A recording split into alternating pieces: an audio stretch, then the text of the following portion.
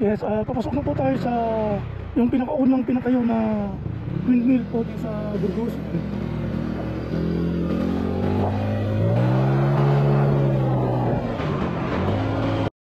Oh shit, here we go again. Ito po yung pinakagusto ko, bakit dumadaan po ako dito. Grabe oh, view pa lang. View pa lang yan ng mga idol. Doon po banda is ano, bali Pagudpud na yan. Pagudpud na po yan. Ito na po yung ano, yung pinakaunang pinatayo na windmill po dito sa Burgos.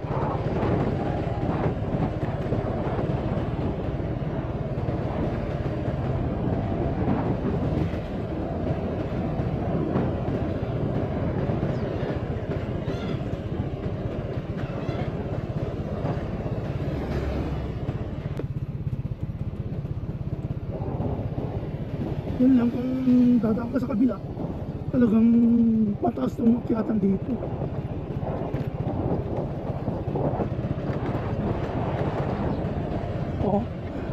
Doon po banda is yung tinatawag na Kapurpurawan.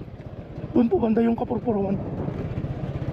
Sa Kapurpurawan naman po is, may babayaran ka ng entrance fee, tapos medyo mga 10 minutes and nandun ka na po sa area. Magpaparking po yung sakyan mo. Medyo may lalakarin ka po na medyo mga 400 meters. Hanggang po mapuntahan yung Kapurpurawan Rock Formation.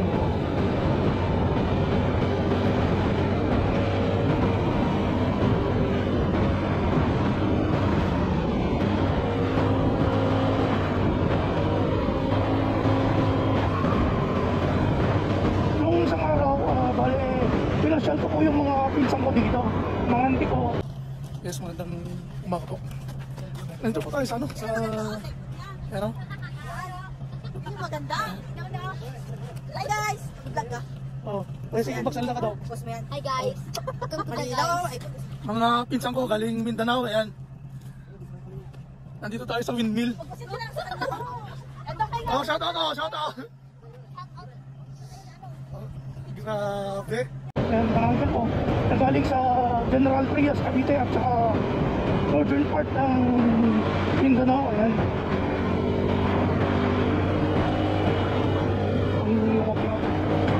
Ito po yung pinakaunang pinatayo